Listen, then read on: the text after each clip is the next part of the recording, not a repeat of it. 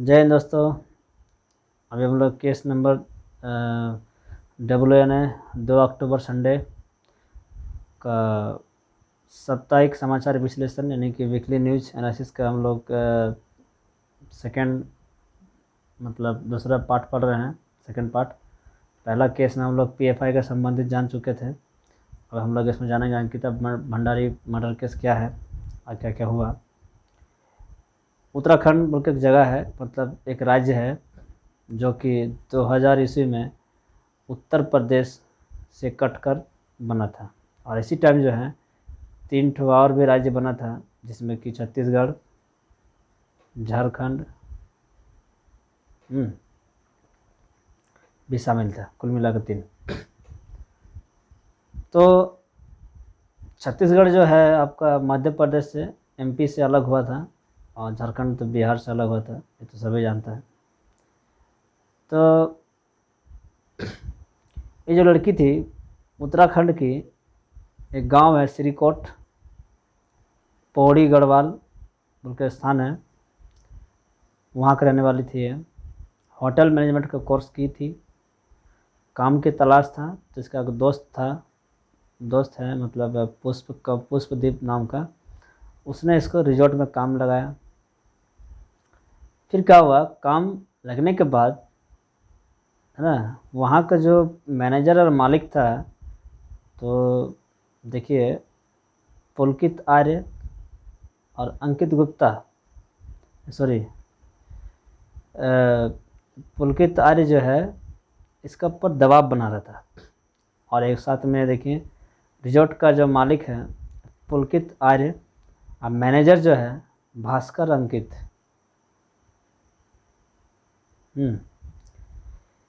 तो बात ऐसा था, ये पुलकित और इसका जो मैनेजर है, इस दोनों मिलके इस लड़की के ऊपर, क्योंकि लड़की जो है मजबूरी में काम करना आई थी, काम नहीं मिल रहा था जिस कारण से, तो इसका मजबूरी का फ़ायदा उठाकर वो लोग चाह रहा था कि इसके जो है जिस्म फरोशी का धंधा कराया जाए।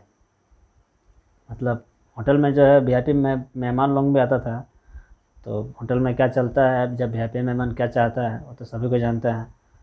तो इस लड़की से जो है मतलब जिस्म का जो है धंधा, यानी कि जान रहे हैं आप, समझ रहे हैं, उस तरह का जो है इलीगल काम इससे कराना चाह रहे थे, मतलब करने के लिए दबाव बना रहा था।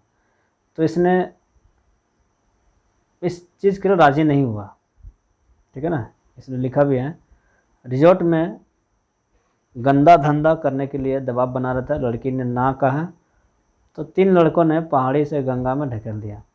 या ढकेला या फिर ढकेलने से इसका मृत्यु हुआ, कि हो सके इसको पहले ही मार दिया, मारने के बाद इसको ढकेला, कि क्या किया वो तो अभी पोस्टमार्टम होगा, मेडिकल जांच होगा। उसके बाद जो आरोपी पकड़ा गया, देखिए इसके बाद जो आरोपी लोग जो है 3 जन, ये लोग जब पकड़ा गया तो लोगों को वहाँ का पब्लिक लोग लंगा करके मारा। ऐसे ही होना चाहिए। आप देखिए, आप इन लोगों को सबको लंगा करके मारा, पब्लिक ने लंगा करके लात घुसे बरसाए और राम के भीख मांगने लगे। तो अब उसका पास क्या रहा भाई, तुम्हारा होटल नहीं चल रहा था, रिजॉर्ट नहीं चल रहा था, तो कम से कम वो तो ठीक है था, थोड़ा बहुत तो चल रहा था। अब तुम इतना गलत काम करने लग गया कि अब ना तेरा होटल। अब अभी जो समाचार है, अभी मतलब ये जो रिजॉर्ट है इसका पुलकित आर्य का, रिजॉर्ट को बुलडोजर से तोड़ दिया है। बुलडोजर भी नहीं रहा, सब बर्बाद हो गया और तीनों का तीनों जेल में भी है। क्या मिला? कुछ नहीं मिला, सब बर्बादी हुआ ना। इसीलिए इंसान को जितना है उतना में संतुष्ट रहना चाहिए और इलीगल काम से दूर रहना चाहिए। इलीगल काम से दूर रहना चाहिए, यही है। अब देखिए फिर क्या हुआ, जब ये नहीं माना तो देखिए अब तक इसलिए कोई कुछ नहीं बोल पाएगा, क्योंकि तरह तरह का इसमें बयानबाजी हो रहा है और तरह तरह का अफवाह भी फैल रहा है। अब बहुत तरह का मतलब इसमें बात सामने आ रहा है।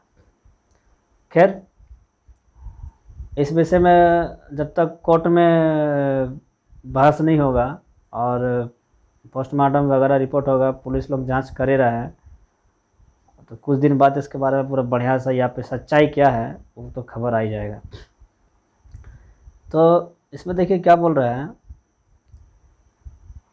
वीआईपी मेहमान को सेवा देने के लिए उस पर दबाव बना रहा था, यानी कि किस तरह का सेवा देने के लिए बुला रहा था वो आप समझ लीजिए। तो फिर ये जो अंकिता भंडारी है, इसमें तो ना बोल दी है कि हम नहीं करेंगे वो सब काम, हमको पर ईमानदारी से या फिर इज्जत के साथ पैसा कमाना है, ना कि धंधा करना है, और जिस्म का धंधा तो हम नहीं करेंगे। तो फिर उसको जो है मतलब या तो मार दिया होगा पहले, या फिर इसको जगह अभी लोग पकड़ाया तो बोल रहा हम लोग उसे नहर से ढकेल दिए थे। और नहर का नाम क्या था, नहर का नाम था चिल्ला नहर, ठीक है। जब वो लोग पकड़ा गया तीनों को ही, तो कोर्ट जो क्या किया, अब इसको 14 दिनों का न्यायिक हिरासत में उन लोगों को भेजने का आदेश दे दिया है, यानी कि अब धीरे धीरे बात क्लियर हो ही जाएगा। कौन सा नहर में फेंका था, चिल्ला नहर, ये देखिए नहर का नाम है चिल्ला नहर, उसमें फेंका एसडीआरएफ, यानी कि एसडीआरएफ मतलब क्या हो गया, SDRF, state disaster response force. जाके इसको लाश को खोजा, निकाला, अब उसको बहुत जल्दी इसके बारे में पूरा सच्चाई क्या है मालूम चल जाएगा। ऐसे अभी हम लोग कुछ सेक्शन की बात कर लेते हैं, जैसे जानकारी के लिए मैं बोल रहा हूँ। हाँ, ये सिर्फ जानकारी के लिए है, इसको मतलब कोई अपना इस केस से जोड़ के ना देखें। अगर किसी का ऐसे भी मर्डर होता है, मर्डर बहुत तरह का मर्डर होता है, ठीक है ना, जैसे रेप किया, रेप करने के बाद मर्डर कर दिया, उसके लिए अलग सेक्शन होगा। किसी को ना चाहते हुए मार दिया, कल्पेबल होमिसाइड, इस तरह से बहुत सारा जो है सेक्शन है। लेकिन हम लोग जो जानने की कोशिश करेंगे, जो ज़्यादातर जिसमें केस लगता है वो हो गया आईपीसी का धारा 300। ये हत्या यानी कि मर्डर, हत्या यानी कि मर्डर के बारे में डिफाइन करता है कि हत्या क्या है, मर्डर क्या है, ये डिफाइन करता है कि हत्या क्या होता है। 300 सेक्शन, आईपीसी सेक्शन 300, यानी कि आईपीसी का मतलब है कि भारतीय दंड विधान। इंडियन, आई फॉर हो गया इंडियन, पी फॉर पिनल, की for C for code, Indian penal code, English में हिंदी में बोले तो भारतीय दंड विधान।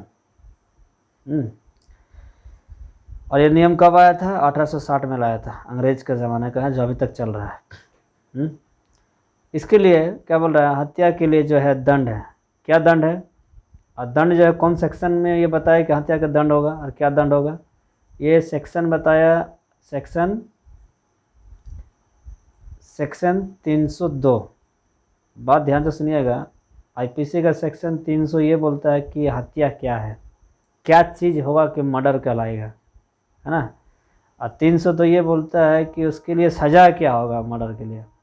तो सज़ा जो है या तो उसको मृत्यु दंड दिया जाएगा, फांसी, या फिर लाइफ टाइम इम्प्रिजमेंट यानी कि आजीवन कारावास, या फिर आर्थिक दंड देगा यानी कि पैसा का दंड, या फिर तीनों हो सकता है, या फिर दोनों हो सकता है, कुछ भी हो सकता है। अब चलते हैं हम लोग इसमें, जब हम लोग आईपीसी पढ़ रहे हैं तो थोड़ा सीआरपीसी में देखते हैं। सीआरपीसी का मतलब होता है criminal code of criminal procedure, code of criminal procedure. ये जो है पुलिस का ताकत है, ये सीआरपीसी, ये कब लाया गया था, 1973 में। इसको दंड प्रक्रिया संहिता हिंदी में बोलते हैं। ये पुलिस का पावर है, ये यही सेक्शन जो है पुलिस को पावर देता है कि इसको क्या काम करना है, क्या नहीं करना है, कैसे गिरफ्तार करना है, क्या शक्ति तुम्हारा है। ये पुलिस को ताकत देता है सीआरपीसी। और आम आदमी को जो है ताकत कौन देता है, आम आदमी को ताकत देता है फंडामेंटल राइट, हमारा संविधान, फंडामेंटल राइट। जो आम आदमी फंडामेंटल राइट के बारे में जान लेगा ना, उसको पुलिस तो क्या है, उसको कोई भी उसको जो है उसका ऊपर अत्याचार नहीं कर सकता। इसीलिए फंडामेंटल राइट हम सभी को जानना जरूरी है। किसी दिन हम लोग इस विषय में जिक्र बढ़िया से करेंगे, ठीक है। हम लोग आगे चलते हैं। हम लोग का जो अगला न्यूज़ है,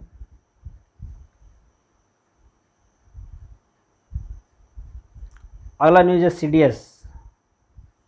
हमारे CDS अभी नया CDS आए हैं, क्या कुछ इनके बारे में जानकारी मैं जुटा पाया हूँ, बताने की कोशिश कर रहा हूँ। हमारे पहले CDS थे जनरल बिपिन रावत, भारत का पहला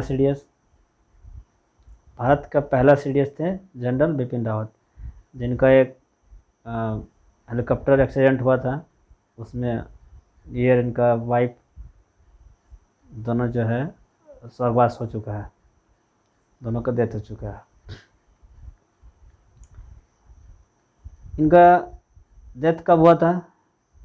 8 दिसंबर 2021 को, 8 दिसंबर 2021 को डेथ हो गया था। अब CDS कब से कब रहे हैं बिपिन रावत? 1 जनवरी 2020 से लेके 8 दिसंबर 2021 तक रहे हैं, और एक्चुअली इनका डेथ हो गया तभी इनका पोस्ट भी खाली हो गया। हम लोग जानने की कोशिश करेंगे और थोड़ा आगे। देखिए CDS होता क्या है, हम लोग पहले वो जानने की कोशिश करेंगे।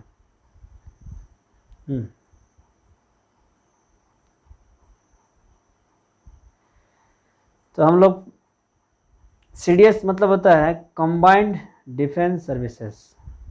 CDS यानी कि एक तरह से एक ऐसा पद है कि हमारे जो 3 तरह का फोर्स है, आर्मी, एयरफोर्स, नेवी, ये फोर्स जो है अलग अलग काम करता है। जैसे जानते हैं हम सब, आर्मी का काम ज़मीन में है, एयरफोर्स का काम आसमान में है, नेवी का काम पानी में है। लेकिन जब कहीं अटैक होता है, जिस तरह से हम लोग 1971 का लड़ाई देखें, उस समय सिर्फ आर्मी ही नहीं काम किया, सिर्फ आर्मी लड़ाई नहीं लड़ा, एयरफोर्स भी लड़ा और नेवी भी लड़ा, सब मिल कर लड़ा। कंबाइंड लड़ाई था ना, तब जाके 1971 में शानदार जीत मिला भारत को। लेकिन अगर हम लोग इतिहास में जाते हैं, फिर से वही इतिहास में, और हम लोग देखते हैं कि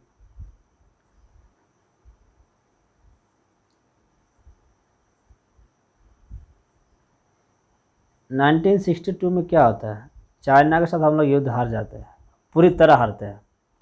हालांकि और भी बहुत सारे कारण हैं, लेकिन उसमें से एक कारण ये भी था कि उस टाइम जो है कोऑर्डिनेशन का कमी था। कोऑर्डिनेशन का मतलब होता है साझेदारी या सामान्य या फिर तालमेल। आम भाषा में बोले हम लोग तालमेल, यानी कि संबंध बन नहीं पा रहा था ठीक से, यानी कि तालमेल ठीक से नहीं हो पा रहा था। आर्मी एयरफोर्स का मदद चाहता था, लेकिन किस तरह से बोले, क्या सिग्नल दे, मतलब वो नहीं कर पा रहा था। एयरफोर्स को पता ही नहीं है कि ग्राउंड में वहाँ पर क्या चल रहा है।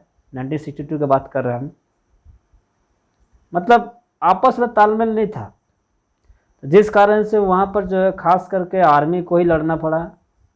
और चाइना को क्या है, आर्मी तो उन लोगों का लड़ाई किया, साथ में उसको कुछ हद तक एयरफोर्स का भी सपोर्ट मिला, जिस कारण से उसको जीतने में सुविधा हुआ। हालांकि उस समय हम लोग का भारत देश नया नया आज़ादी हुआ था, तो हम लोग तो आपस में जूझ रहे थे। पाकिस्तान से पहले लड़ाई हो चुका था, आतंकवाद को भी संभाल रहे थे, अपना देश धीरे धीरे खड़ा होने मतलब शुरू हो रहा था। तो उस समय तो एक्चुअली ये जो लड़ाई में हारा भारत 1962 में, इसमें सबसे बड़ा जिम्मेदार नेहरू को जाता है। सबसे बड़ा जिम्मेदार कोई है तो नेहरू। हिंदी चीनी भाई भाई, हिंदी चीनी भाई भाई नहीं, हिंदी चीनी बाय बाय, ये होना चाहिए था, लेकिन भाई भाई के चक्कर में बर्बाद कर दिया। कभी हम लोग उस विषय में जिक्र करेंगे जब हम लोग उस लड़ाई के बारे में बात करेंगे। अभी हम लोग CDS का जिक्र कर रहे हैं, CDS को जानते हैं। तो 1962 में भी मतलब ऐसा हुआ कि मतलब ज़रूरत को महसूस हुआ कि एक ऐसा पद होना चाहिए, एक ऐसा डिपार्टमेंट भी होना चाहिए जिसका काम ही रहेगा कि आर्मी, एयरफोर्स और नेवी को जो है आपस में जोड़ के रखें, है ना। आर्मी, एयरफोर्स, नेवी, ये तीनों के तीनों जो है जोड़ के रखेगा, CDS का काम है। यानी कि ये तीनों में जैसे आर्मी को कुछ सपोर्ट चाहिए एयरफोर्स का, और आर्मी में क्या चल रहा है वो एयरफोर्स वाला जानेगा, एयरफोर्स में क्या चीज़ का नया हथियार आया है, क्या दिक्कत है, वो आर्मी को जानकारी रहेगा, आर्मी को जानकारी नेवी का भी रहेगा। यानी कि ये तीनों जो है आर्मी, एयरफोर्स और नेवी, ये तीनों को जानकारी आपस में, मतलब आपस में लोगों का तालमेल बढ़िया रहेगा, क्या चल रहा है क्या नहीं चल रहा, यही काम रहेगा CDS का। और कहाँ ऑपरेशन कराना है, क्या हथियार लगेगा, कितना हथियार लगेगा, किसका क्या काम रहेगा, वो सब का जो पूरा कोऑर्डिनेशन है वो सब काम रहेगा CDS का। तो इसका मतलब ये भी कोई ना समझे आप लोग कि CDS जो है वो तीनों सेनाओं से बड़ा है, नहीं, बड़ा नहीं है। एयर चीफ मार्शल, आर्मी का, एयरफोर्स का जो चीफ है, मतलब सबसे ऊंचा पोस्ट है एयर चीफ मार्शल, नेवी का हो गया एडमिरल, आर्मी का हो गया जनरल, उससे बड़ा कोई पोस्ट नहीं है। हाँ, उसका बराबर का पोस्ट है ये CDS जो है। बहुत कोई चीफ ऑफ डिफेंस स्टाफ बोलते हैं, मतलब बहुत कुछ इसको सोचना ये लग गया कि ये जो है बहुत बड़ा, तीनों सेना से बड़ा है, तीनों सेना से बड़ा नहीं है, उसी के बराबर है, उसी के बराबर है। इसका काम खाली यही है कि कोऑर्डिनेशन बना कर रखेगा। मतलब जब युद्ध का समय आएगा तो ये नहीं कि मतलब एयरफोर्स में क्या चल रहा है नेवी को पता ही नहीं है, और नेवी में क्या चल रहा है वो मतलब एयरफोर्स को पता ही नहीं है। हाँ, और आर्मी में क्या चल रहा है एयरफोर्स को पता ही नहीं है, नेवी को पता ही नहीं है। अभी हम लोग हाल फिलहाल में न्यूज़ में देखे हैं कि नेवी का एक जो जहाज, जो फाइटर प्लेन था, वो जाके लद्दाख में सर्विस दिया, जाकर लद्दाख में सर्विस दिया। ये बिपिन रावत का समय में ये घटना, मतलब ये काम हुआ था। किस लिए हुआ था? एयरफोर्स का, सॉरी नेवी का जो फाइटर प्लेन है कभी जाकर लद्दाख में सर्विस देगा, यानी आर्मी वाली जगह में? हो सकता था पहले ऐसे कभी, लेकिन CDS आने के बाद हुआ ना, कोऑर्डिनेशन बनाए, इसका पास पावर आया। तो एयरफोर्स का जो फाइटर प्लेन को है आर्मी भी इस्तेमाल किया, और हो सके तो आर्मी का भी बहुत सारे हथियार एयरफोर्स नेवी इस्तेमाल करेगा। भाई ये युद्ध है, जब अभी का समय जो लड़ाई आएगा थोड़ा मॉडर्न किस्म का लड़ाई आएगा, है ना, साइबर अटैक आएगा। अभी चाइना जैसे देश जो है वो छोटा बड़ा अटैक करने वाला नहीं है, वो साइबर अटैक करेगा, हाँ, सैटेलाइट मतलब वार करेगा। सैटेलाइट, ऊपर का जो सैटेलाइट है, जो हम लोग पृथ्वी के बाद जो सैटेलाइट है जो चल रहा है, जिससे हम लोग मोबाइल चल रहा है, यूट्यूब चल रहा है, नेट चल रहा है, उसको बर्बाद करने का विचार लगाएगा। इलेक्ट्रॉनिक, ड्रोन, इस टाइप से लड़ाई होगा। और इस टाइप से जब लड़ाई होगा तो कोई एक, पहले पाकिस्तान नहीं ना है कि उसको जाके एक तो बटालियन भेज दी, वही जाकर मार के आ गया। लड़ाई चीन के साथ होने वाला है, मतलब हो सकता है। सबसे ज़्यादा हम लोग तो बड़ा दुश्मन तो चीन ना है, पावरफुल दुश्मन।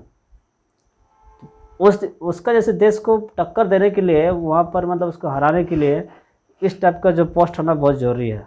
और एक्चुअली बहुत पहले से इसका डिमांड चल रहा था, 1962 से ही। ये चीज़ हम लोग को फिर ज़रूरत हुआ, कब ज़रूरत हुआ? 1999 कारगिल का लड़ाई। कारगिल की लड़ाई में हम लोग को बहुत तकलीफ़ हुआ, कारगिल की लड़ाई में बहुत तकलीफ़ हुआ।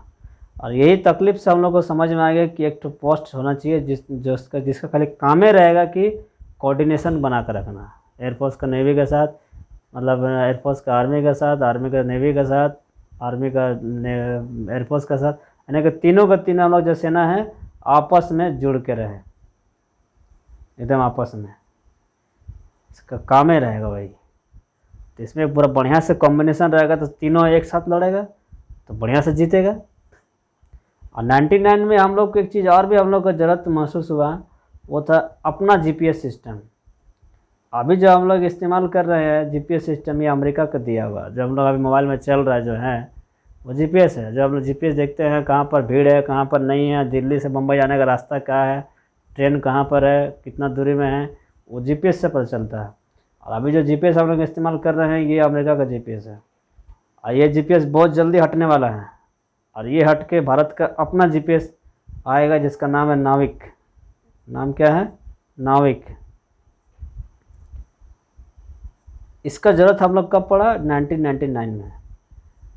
1999 में पाकिस्तान जो है एकदम पहाड़ी, पाकिस्तान क्या किया था, ये जानते हैं आप कारगिल में क्या स्थिति है? कारगिल की स्थिति बहुत मतलब खतरा, मतलब दूसरी तरह का है। ये पहाड़ी है, जंगल है, और पहाड़ी में टॉप में कोई आतंकवादी बैठा हुआ है, यहाँ से गोली मार रहा। यहाँ से क्या कर रहा हो? गोली मार रहा, यहाँ से गोली मार रहा। और यहाँ से हम लोग का आर्मी सब जा रहा है लड़ने, तो इसको सीधा गोली लग जा रहा है।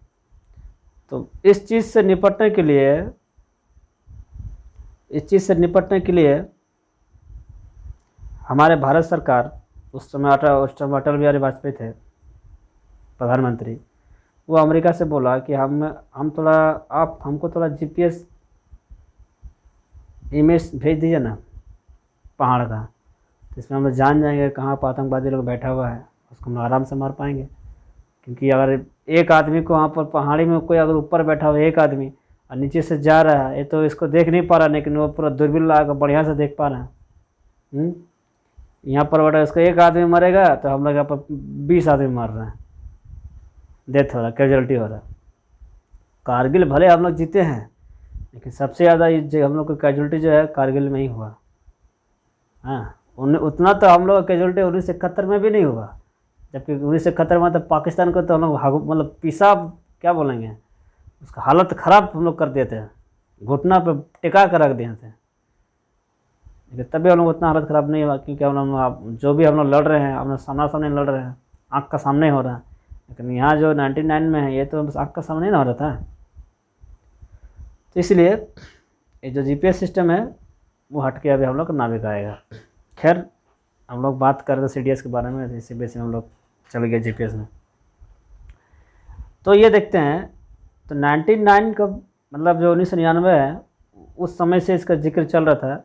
मतलब वो एक्चुअली जिक्र तो 1962 से चल रहा था, लेकिन 99 में इसको और मतलब ज़्यादा ज़रूरत महसूस हुआ कि एक तो ऐसे फोर्स भी होना चाहिए, मतलब सिस्टम भी होना चाहिए। और साथ ही में क्या हुआ, और इसका साथ में जीपीएस वाला बात तो बोले दी है, जीपीएस का भी हुआ था जिक्र। हाँ देखिए, हार का कारण एक भी था, ये भी था। अगला देखते हैं हम लोग। एक्चुअली ये जो है सीडीएस का मॉडल जो है, ये लॉर्ड माउंट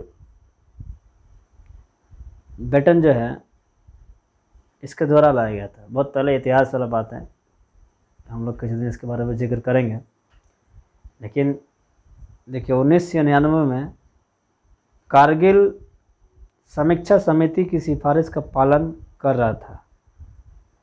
हाँ, मंत्री के सामने आधिकारिक रूप से 2001 में सीडीएस के पद का प्रस्ताव रखा गया था। तो 1900 यानी कि 2019 में भले सीडीएस आया, लेकिन ये अचानक से नहीं आया। इसका मांग जो बहुत पहले से हो रहा था, और उसी को देखते हुए पहला सीडीएस जो है 1 जनवरी 2020 को बनाया गया बिपिन रावत का। तो वही अभी जो है बिपिन रावत जी जब डेथ कर गया 8 दिसंबर के बाद जो है पूरा पद खाली रहा। पूरा जिसका जो सीट था वो खाली रहा। उनका जगह भी ये भाई साहब, ये सर आए हैं, ये है, इनका नाम है लेफ्टिनेंट जनरल और retired RTD, retired Anil Chauhan. ये रिटायर्ड हो चुके थे, और जो रिटायर्ड होता है उनको ऊंचा पोस्ट में जल्दी मतलब क्या बोला है, नहीं रखा जाता है, लेकिन इनको रखा गया क्योंकि इससे दो मैसेज गया। पहला मैसेज कि ये जो है लेफ्टिनेंट जनरल है, जनरल रैंक का नहीं है, लेफ्टिनेंट जनरल यानी कि जूनियर। और आर्मी का जो इससे पहले जो हम लोग का सीडीएस थे वो जनरल बिपिन रावत थे, जनरल रैंक के थे वो। जनरल ऊंचा रैंक होता है, एक इससे एक ऊंचा, लेफ्टिनेंट से ऊंचा जनरल। तो उसका भी जूनियर, उनसे भी रैंक में उनसे भी ज़्यादा जूनियर हैं, लेकिन फिर भी इनको जो है सीडीएस का पद मिला। मतलब इससे ये साबित हो जा रहा है कि इसमें कोई ये ना समझे कि ये जो सीडीएस का जो रैंक है ये आर्मी चीफ, हाँ, या फिर एयर चीफ, या फिर मतलब हमारे जो तीनों सेना है उनका जो मुख्य, उनका जो कमांडर हैं उनसे ज़्यादा बड़ा पोस्ट नहीं है, उनका बराबर का पोस्ट है। एक मैसेज देने की कोशिश किया गया है।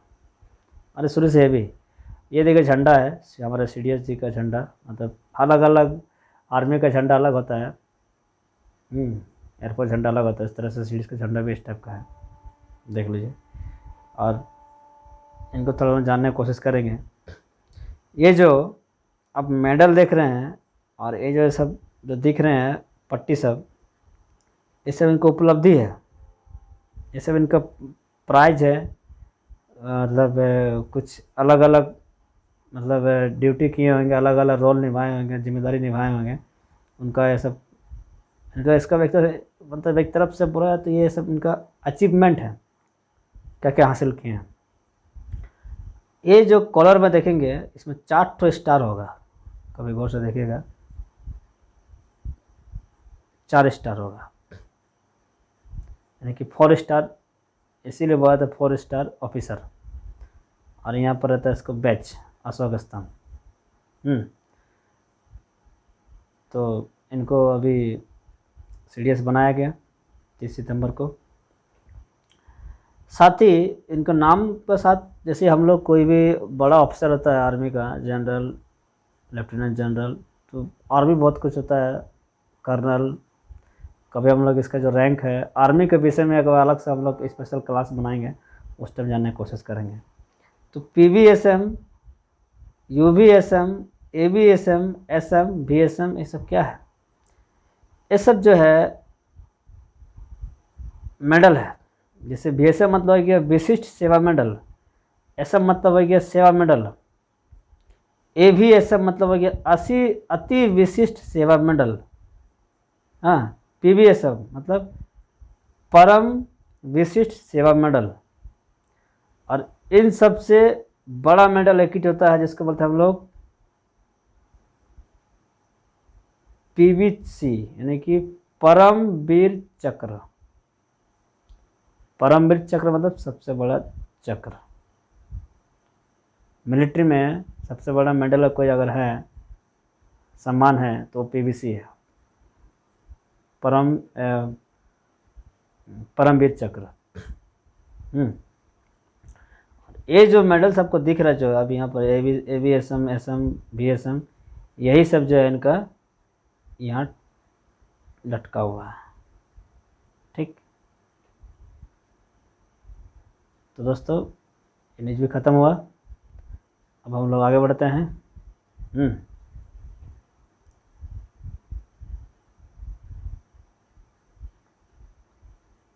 तो अगला न्यूज़ यहाँ देखते हैं हम लोग।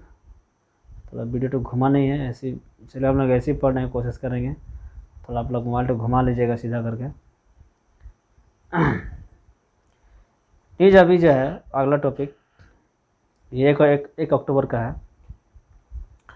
सुप्रीम कोर्ट ने एक जजमेंट दिया है।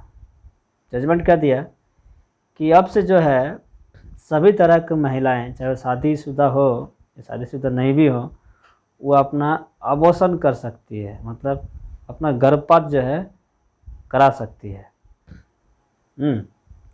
गर्भपात करा सकती है। इससे पहले का नियम नहीं था। मतलब जो शादीशुदा महिलाएं हैं, मतलब अगर आप देखिए जजमेंट, सुप्रीम कोर्ट का जजमेंट जब देता है तो उसको एक जजमेंट मतलब एक तो कानून बन गया हो।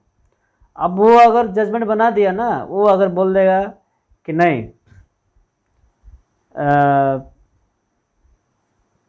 12 साल में बच्चा शादी कर सकता है, सुप्रीम कोर्ट जजमेंट दे दिया हाँ ठीक है, क्राइम नहीं है, इसका मतलब सिर्फ सुप्रीम कोर्ट ही नहीं, वो हाई कोर्ट में भी वही नियम चलेगा और डिस्ट्रिक्ट कोर्ट में भी वही नियम चलेगा, यानी कि पूरा देश में वो नियम लागू हो गया। इसीलिए सुप्रीम कोर्ट का जजमेंट जो है बहुत सोच समझ के और बहुत हिसाब किताब होने के बाद आता है, एक तरह का कानून बन जाता हो सब के लिए। तो इसमें देखिए क्या था, हम लोग पढ़ेंगे आगे बढ़िया से।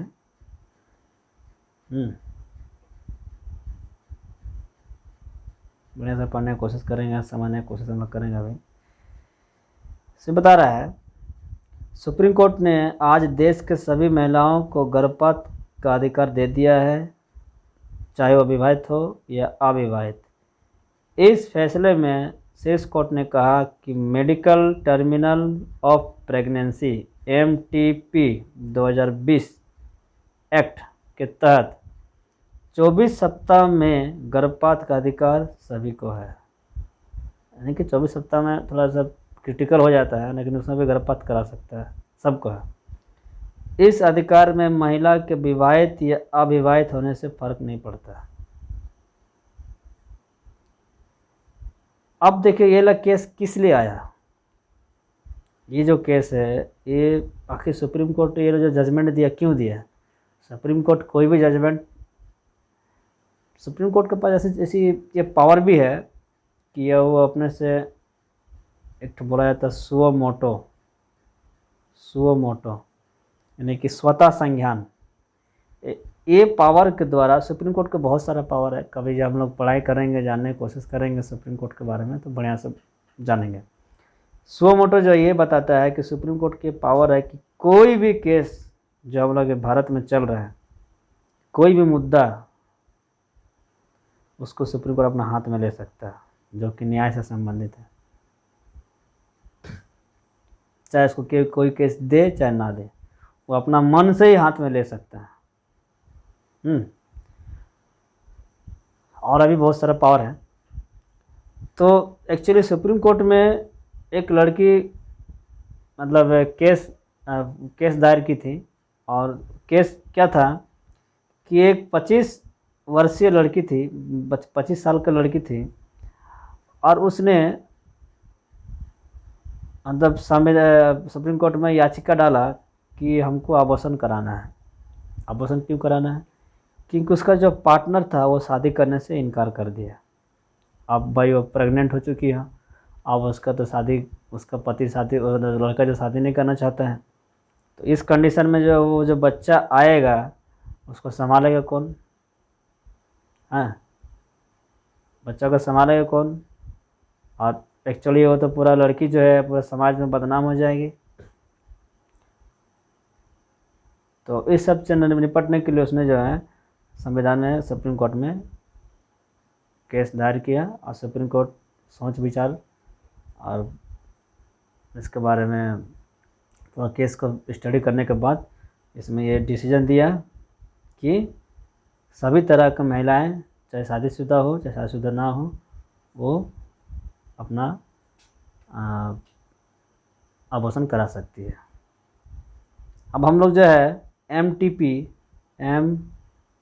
2020 एक्ट क्या है, और इससे पहले भी एक MTP एक्ट आ चुका था 1900, वहाँ पर लिखा हुआ है, मुझे याद नहीं आ रहा, देख के बताऊंगा। तो हम लोग अब वो जानने की कोशिश कर लेते हैं, वो जान लेते हैं। 2 जो MTP केस हैं वो जानते हैं। देखिए गर्भावस्था के चरण देखिए, और नया कानून और पुराना कानून में क्या अंतर है हम लोग वही जानने की कोशिश करेंगे। ठीक,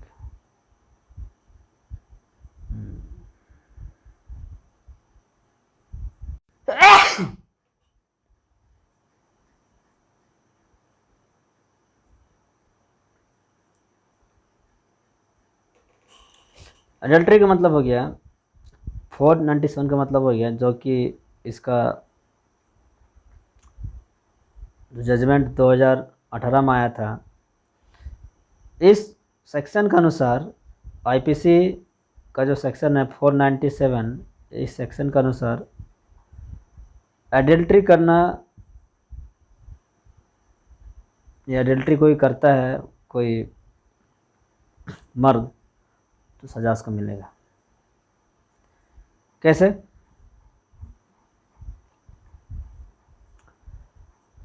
ये मतलब इसमें ये बताता है, कोई अगर शादीशुदा कपल है, मतलब ये हो गया वाइफ, एक वाइफ एक हस्बैंड, वाइफ हस्बैंड, हस्बैंड अगर किसी लड़की के साथ, दूसरा लड़की के साथ में अगर ये अपना संबंध बनाता है,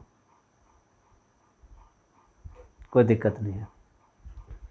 वाइफ अगर कोई दूसरा लड़का के साथ संबंध बना रहा है और हस्बैंड चाहे उसको, तो उसके ऊपर केस कर सकता है। तो इस कंडीशन में केस किसका पर होगा? और जो दूसरा लड़का है उसका केस होगा, सज़ा उसको मिलेगा। जो उसको वाइफ है, यानी कि औरत है, उसको सज़ा नहीं मिलता था। क्यों नहीं मिलता था? क्योंकि नियम ही ऐसा था। एडल्ट्री का मतलब ये था कि अगर कोई लड़का है, यानी कि कोई लड़का है, बॉय, कोई बॉय ऐसा है जो कि इसका वाइफ के साथ संबंध बनाना चाहता है, लेकिन ये अपना, इसका जो हस्बैंड है, इससे परमिशन ले लिया कि भाई हमको तुम्हारा पत्नी के साथ संबंध बनाना है, और हस्बैंड इसको सहमति दे दिया, तब केस नहीं बनेगा। अगर इससे बिना पूछे अगर इससे संबंध बना लिया और इसका हस्बैंड को मालूम चल गया, तो फिर इसका पर जो है केस बनेगा।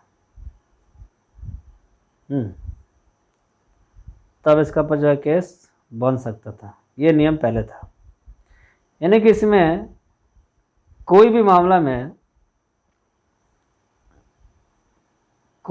में वाइफ और हस्बैंड, इधर में हो गया बॉय, ये इसका वाइफ जो है किसी का बॉय के साथ संबंध बनाता है, हस्बैंड को मालूम चलता है, तो इसका पर केस कर सकता है। अगर ये मतलब बालिग है, तो 18 साल के ऊपर है, तो इसका पर केस हो जाएगा, इसको जेल जाना पड़ेगा। ये वाइफ चाह कर ही बचा नहीं सकता, कानून में ऐसा। लेकिन 2018 के बाद जो जजमेंट आया, उसमें अगर दोषी ये है तो दोषी ये भी है, मतलब दोनों को बराबर, अभी दोनों को बराबर कैटेगरी में खड़ा कर दिया था सुप्रीम कोर्ट, कि ये बॉय अगर संबंध बनाया इसका वाइफ के साथ, तो इसका मतलब इसका वाइफ भी राजी थी, तभी संबंध बना। तो इस कंडीशन में इसको सजा देना गलत है। जितना दोष इसका भी, तो दोष इसको भी है। और दूसरी बात, इसमें तो दोष का तो सवाल ही नहीं होता है। इसमें तो दोष का सवाल भी नहीं होता ना, क्योंकि वाइफ जो है, पत्नी जो है, इसका मालिक पति नहीं है, सुप्रीम कोर्ट बताता है। और सही में हम लोग जीवन साथी मान सकते हैं अपना वाइफ को, उसको हम लोग गुलाम या फिर उसको अपना संपत्ति नहीं मान सकते हैं, ठीक है? उसका अपना अधिकार है। वो अगर किसी और के साथ संबंध बनाता है, तो आप उसके ऊपर केस नहीं कर सकते। ये जो जजमेंट आया था 2018 इसके अनुसार, इसके बाद से आप एक काम कर सकते हैं, आपको मालूम चलता है, आपके पास सबूत पूरा है, तो आप उससे डाइवोर्स ले सकते हैं। इस एडल्ट्री के केस में, एडल्ट्री का केस लगा के आप उसका पर उससे डाइवोर्स ले सकते हैं, कोई भी, चाहे अगर पति भी। अब दूसरा कंडीशन देख रहे हैं, दूसरा कंडीशन हो गया, ये हो गया वाइफ, ये हो गया हस्बैंड। अब हस्बैंड जब कोई लड़की के साथ संबंध बनाता है, या कुछ भी लव अफेयर कुछ भी चल रहा है, तो वाइफ इसको कुछ नहीं कर सकता है, और ना ही इस लड़की को कुछ कर सकती है। यहाँ पर कोई लड़की है, कुछ नहीं कर सकता।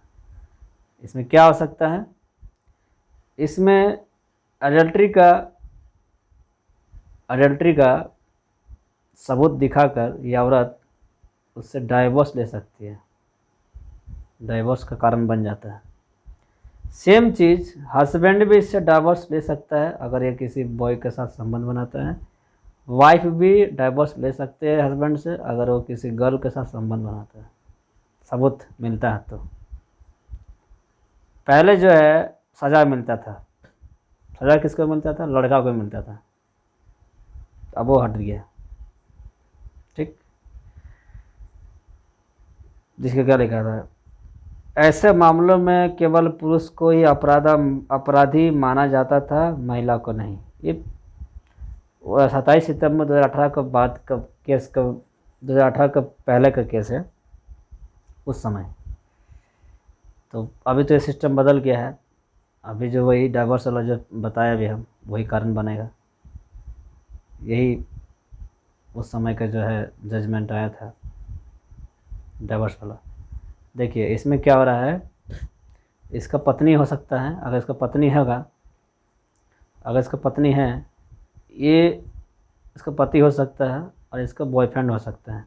अगर इस औरत का चक्कर इसका साथ में है तो अगर हम लोग 2018 से पहले अगर ये केस अगर चाहता है तो ये जो आदमी है ये केस दायर करके इसका खिलाफ कोर्ट में केस करके इसको जेल में सज़ा दिला सकता था, और इस कंडीशन में इसका औरत भी बचा नहीं पाएगी। क्यों? क्योंकि कानून ऐसा था कि बिना पति का सहमति से उसका पत्नी के साथ कोई सहयोग मतलब क्या बोलते हैं संबंध नहीं बना सकता। लेकिन अब जो है अब दूसरा हो गया, अब इसको ना तो अब पति या पत्नी दोनों में से कोई किसी को सज़ा दिला नहीं सकता है, एक ही चीज़ हो सकता है डाइवोर्स, और कुछ नहीं। तो दोस्तों इस तरह से हम लोग 4 न्यूज़ बहुत बढ़िया से पढ़ें, जानने की कोशिश किए, और आज का चैप्टर यानी कि आज का जो क्लास है यहीं पर ख़त्म होता है, और हम लोग अगला हफ्ता फिर आएंगे। इस तरह से हम लोग कुछ अच्छा खबर लेके जिसमें हम लोग को जानने कुछ सीखने मिले। तब तक के लिए जय हिंद, जय भारत, वंदे मातरम।